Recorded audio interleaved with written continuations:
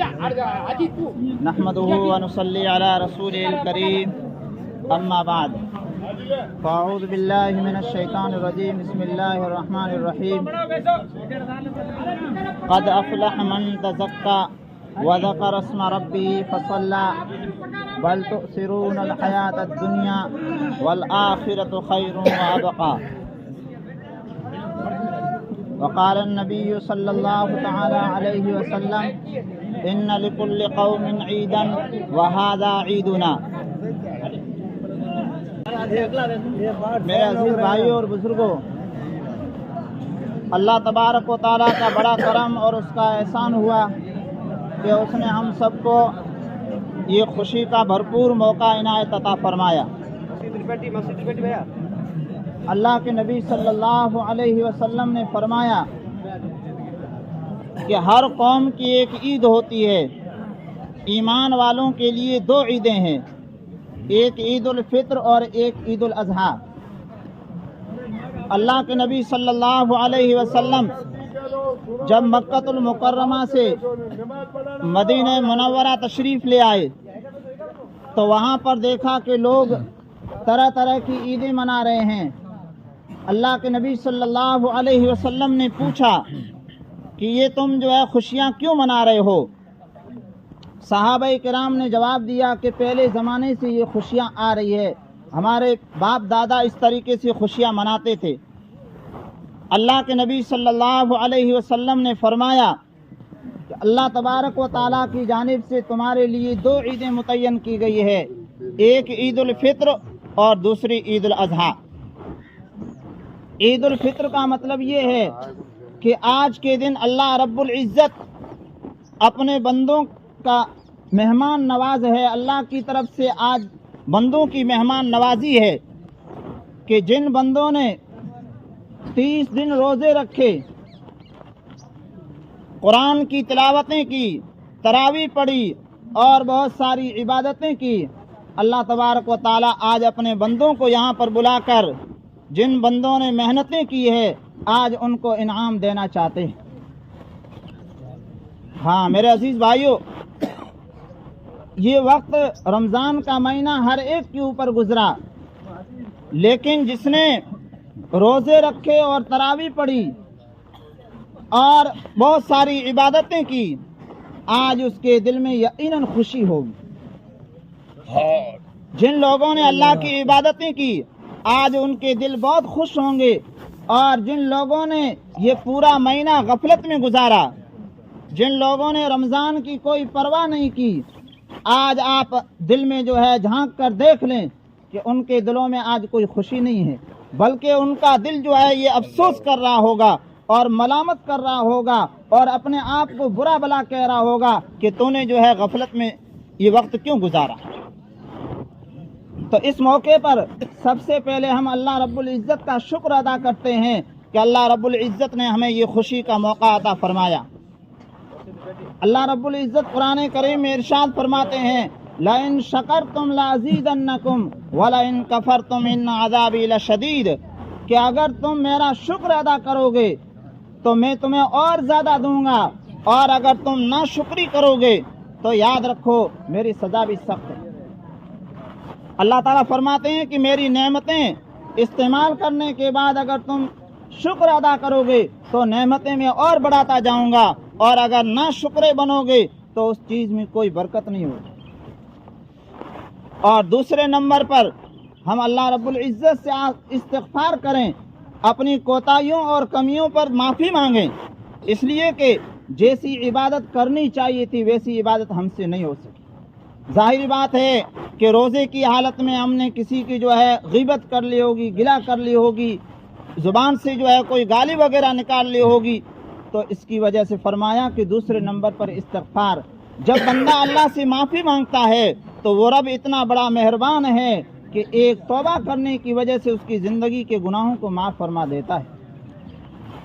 اور تیسرے نمبر پر یہ عید کا موقع ہم سب جو ہے یہاں پر جمع ہوئے ہیں، اللہ کے نبی صلی اللہ علیہ وسلم کا فرمان ہے کہ اس خوشی کے موقع پر یہ جمع ہونا کیوں ہوتا ہے، تو فرمایا کہ ایک دوسرے کے حالات کو جاننے کا طریقہ ہے کہ ہر بھائی دوسرے بھائی سے مل کر اس کے غم میں اور اس کی خوشی میں شریک ہو، اور فرمایا کہ صلہ رحمی کی جائے۔ صلہ رحمی کا کیا مطلب ہے؟ صلہ رحمی کا مطلب یہ ہے کہ جو خونی رشتے ہیں ان رشتوں کو زندگی بھر باقی رکھا جائے۔ جیسے مثال کے طور پر باپ کے جو رشتہ دار ہیں، اسی طریقے سے جو ماں کے رشتہ دار ہیں، پوری زندگی ان کے ساتھ میں اچھے اخلاق پیش کیے جائیں اور رشتہ داری کو نبھایا جائے۔ آج آپ دیکھیے کہ رشتہ داریاں جو ہے بس پیڑھی کی حد پر ہی موقوف ہو گئی ہے۔ آج کوئی رشتہ داری نہیں ہے، آج آپس میں کوئی محبت نہیں ہے، ہر ایک بندے کا دوسرے سے دل ٹوٹا ہوا ہے۔ کیوں؟ اس لیے کہ صلہ رحمی۔ اللہ کے نبی صلی اللہ علیہ وسلم نے فرمایا صحابہ کرام سے کہ میں تم کو نماز، روزے اور زکوٰۃ سے کوئی افضل عمل بتلاؤں؟ صحابہ کرام نے عرض کیا کہ اللہ کے رسول صلی اللہ علیہ وسلم ضرور بتلائیے۔ اللہ کے نبی صلی اللہ علیہ وسلم نے فرمایا کہ صلہ رحمی کرنا، دو بھائی اگر آپس میں ٹوٹے ہوئے ہیں تو ان کو جوڑنا یہ سب سے بڑی عبادت ہے۔ ہاں، فرمایا کہ جھوٹ بہت بڑا جو ہے گناہ ہے، لیکن دو بندوں کو آپس میں ان کے تعلق کو جوڑنے کے لیے، دو بھائی اگر آپس میں ناراض ہیں ان کا راضی پا کرانے کے لیے اگر تیسرا آدمی اگر جھوٹ بولتا ہے تو اس کا کوئی گناہ نہیں۔ اس لیے کہ اللہ رب العزت یہ چاہتے ہیں کہ میرے بندے اس زمین میں جو ہے آپس میں بھائی بھائی بن کر رہیں۔ آپس میں فساد پھیلانا، جھگڑے کرنا یہ ایمان والوں کا کام نہیں ہے، یہ شیطانی دھوکے ہیں، اور آج ہم اس میں جو ہے بہے جا رہے ہیں۔ چھوٹی چھوٹی باتوں پر دو بھائی آپس میں ناراض ہو جاتے ہیں اور پوری زندگیاں گزر جاتی ہے اور جو ہے آپس میں راضی نامہ نہیں ہوتا ہے۔ اللہ کے نبی صلی اللہ علیہ وسلم نے فرمایا کہ اگر ایک ایمان والا دوسرے ایمان والے سے اگر 3 دن تک ناراض رہتا ہے، 3 دن تک اگر وہ راضی نامہ نہیں کرتا ہے، اس سے بات نہیں کرتا ہے، اس کے بعد میں اگر اس کو موت آ گئی تو اللہ کے نبی صلی اللہ علیہ وسلم فرماتے ہیں کہ وہ سیدھا جہنم میں جائے گا، دوزخ میں جائے گا۔ یہ کھلے الفاظ ہیں، آپ کسی سے بھی پوچھ سکتے ہو، اور پوری زندگیاں جو ہے ناراض ہو کر اور کہ بھائی نہ سورو دو کرا۔ میرے عزیز بھائیو، سورا نہیں ہوگا، ہم خود جو ہے سورے ہو رہے ہیں اور اللہ کے دربار میں ہم مجرم بن کر پیش ہوں گے اور ڈائریکٹ جو ہے دوزخ میں چلے جائیں۔ اس لیے اگر اختلافات ہیں تو ہم اس کو جو ہے اختلافات کو ختم کریں۔ شریعت کا اور اسلام کا یہی حکم ہے۔ فرمایا کہ بھائی دوسرے بھائی کے درد اور دکھ میں جتنا کام آ سکتا ہے اتنا جو ہے کوئی دوست اور احباب نہیں آ سکتے۔ ایک بزرگ نے جو ہے واقعہ لکھا ہے، فرمایا کہ ایک آدمی اپنے بھائی سے ناراض ہو گیا، اب وہ دوستوں سے جو ہے ملاقات رکھتا ہے، دوستوں کو دعوتیں دیتا ہے، پارٹی کرتا ہے، اور بھائی جو ہے پاس میں ایسے بیٹھا ہوا ہے، نہ اس کو کوئی دعوت ہے اور نہ کوئی میل ملاقات۔ تو اس بزرگ نے کہا کہ بھائی یہ بھائی جو ہے تیرے دکھ اور درد میں جتنا کام آ سکتا ہے اتنا کوئی نہیں آ سکتا ہے۔ تو اس کو بات سمجھ میں نہیں آئی۔ تو بزرگ نے فرمایا کہ آپ آزما لیں، دیکھ لیں مصیبت کی گھڑی میں کون کام آتا ہے۔ تو بزرگ نے کہا کہ ایسا کرو، ایک بکری کو ذبح کرو، بکری کو ذبح کر کے اور ایک گٹے میں جو ہے ڈال دو، اور پھر جو ہے اس میں تھوڑا تھوڑا خون جو ہے ٹپکتا رہے، اور تم اپنے جو ہے کندھے پر اٹھا کر اپنے دوستوں کے پاس جاؤ، دوستوں سے یہ کہنا کہ بھئی میرے سے جو ہے غلطی ہو گئی، ایک آدمی کا میں نے مرڈر کر دیا ہے، اور اب یہ لاش جو ہے چھپانی ہے، کہاں چھپائیں، حالانکہ وہ بکری تھی۔ تو پہلے دوست کے پاس جب گیا تو دوست نے کہا کہ بھئی میرے بس کی بات نہیں ہے، آپ جو ہے خود جو ہے جیل میں جائیں گے اور ہم کو بھی جیل میں ڈال دیں گے۔ پھر دوسرے دوست کے پاس گیا، اس نے کہا کہ بھئی اس کام میں جو ہے آپ کا ہاتھ نہیں بٹا سکتا، مدد نہیں کر سکتا۔ آخر میں وہ بھائی جو ناراض تھا اس کے پاس یہ پہنچا، بھائی نے کہا کہ بھئی کیا ہوا؟ تو کہا کہ ایسا ایسا معاملہ ہو گیا۔ بھائی نے کہا کہ بھئی تم جو ہے یہیں بیٹھے رہو، میں جاتا ہوں اور اس لاش کو جو ہے کہیں جو ہے ٹھکانے لگا کے آ جاؤں گا، تم میرے ساتھ مت رہنا، اس لیے کہ اگر پکڑا گیا تو میں اکیلا جیل چلا جاؤں، آپ جو ہے جیل نہیں جانے چاہیے۔ تو बुजुर्ग से वापस आकर कहा तो उस आदमी ने कहा कि बेशक सही बात है, मुश्किल की जब घड़ी आई है तो भाई ने ही ताल्लुक जो है निभाया है। हाँ, हज़रत यूसुफ अलैहिस्सलाम के भाइयों से नाराज़गी बहुत थी, लेकिन हज़रत यूसुफ अलैहिस्सलाम ने उनको माफ़ कर दिया था, इसलिए कि भाई का जो रिश्ता है ये एक अजीम रिश्ता है। हज़रत मूसा अलैहिस्सलाम जब अल्लाह के दरबार में अल्लाह ताला ने फरमाया कि फ़िरौन के पास जाओ, तो हज़रत मूसा अलैहिस्सलाम ने फरमाया कि अल्लाह मैं जो है अकेला हूँ, मेरा भाई जो हारून है उनको साथ में कीजिए, ये मेरा मददगार होगा। हज़रत मूसा अलैहिस्सलाम जैसे उलुल अज़्म नबी जो कलीमुल्लाह है वो जो है अपने भाई की मदद तलब कर रहे हैं। और आज का ये मुसलमान वो ये सोचता है कि मैं दोस्तों से जो है सारे मसले हल कर लूँगा। मेरे अजीज़ भाइयों, कभी नहीं होंगे। और हमारे जो है आपसी इख्तलाफात कोई बड़े इख्तलाफात नहीं है, छोटे छोटे जो है इख्तलाफात होते हैं। बच्चे पर जो है लड़ाई हो गई है, या जो है थोड़ी कोई बात हुई, अनबन हुई, उसमें जो है आपस में शोर मच गया।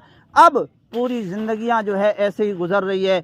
हाँ, फरमाया कि शब कदर की जब रात होती है तो सब लोगों को जो है माफ़ कर दिया जाता है, लेकिन फरमाया कि जो ताल्लुक़ तोड़ के बैठा है, अपने भाई से नाराज़ है, उनकी जो है मग़फ़िरत नहीं होती है। इसलिए हम जो है सिला रहमी करें, और हमारे समाज में, हमारे मुआशरे में अगर कोई आदमी कमज़ोर है, अगर यतीम बच्चा है, तो हम जो है उस यतीम को अपना बेटा समझें। यतीम और कमज़ोर और बेवा ये हमारे अगर ख़ानदान में है तो अल्लाह तबारक व तआला ने हमें मौका दिया है कि हम सवाब हासिल कर सकते हैं। फरमाया कि एक शख्स बहुत सख्त जो है बीमार हो गया, उसके फेफड़े जो है ख़राब हो गए। फरमाया कि दवाइयाँ बहुत ले रहा है लेकिन उसको आराम नहीं हुआ। वो कहता है, वो शख्स ये कहता है कि जो आदमी जो मेरी खिदमत में लगाया गया था वो मजदूर जो है चला गया, एक यतीम बच्चे को मेरे बेटे लेकर आए और वो मेरी खिदमत करने लगा। तो उस बीमार आदमी ने उस यतीम बच्चे से पूछा कि भाई तुम्हारे घर बाहर में कोई है? तो कहा कि पानी का सैलाब आया था, सब जो है बह कर चले गए, माल भी चला गया, मैं अकेला ही बचा हूँ। तो वो बीमार आदमी कहता है कि मेरे दिल में जो है उसके लिए मोहब्बत आ गई और मैंने ये समझा कि इस बच्चे का भी भविष्य, इसकी तालीम है, इसको पढ़ाई कराना ज़रूरी है। तो वो शख्स कहता है कि मैंने अपने खर्चे से उसको तालीम दिलाई, और अल्लाह का करना ये हुआ कि जैसे वो बच्चा जो है आगे यतीम बढ़ता गया, मेरी बीमारी भी जो है दूर होती गई। और एक मर्तबा उसका दोस्त मिलने के लिए आया, तो वो आदमी जो है करवट भी बदल नहीं सकता था, लेकिन उस आदमी ने क्या देखा कि ये टहल रहा है, घूम रहा है। तो आकर पूछा कि भाई तुम तो जो है उठ भी नहीं पाते थे और आज ऐसा हाल, इतने अच्छे हो गए। तो कहा कि एक यतीम के सर पर मैंने हाथ रखा और फिर मैंने अपने बेटों से कहा कि और भी अगर यतीम हो तो उनको लेकर आओ, उनके ऊपर हम खर्चा करेंगे। तो वो शख्स कहता है कि जब से मैंने जो है यतीमों पर ये खर्च शुरू किया है, अल्लाह तबारक व तआला ने मेरी बीमारी को दूर कर दिया। और ये साया, वो शख्स कहता है कि जब तक ये यतीम बड़े नहीं हो जाएंगे, अल्लाह तबारक व तआला इस दरख्त को जो है कभी गिराएगा नहीं। तो मेरे अजीज़ भाइयों, हम जो है आपस में हम सब भाई भाई हैं, एक ख़ानदान है।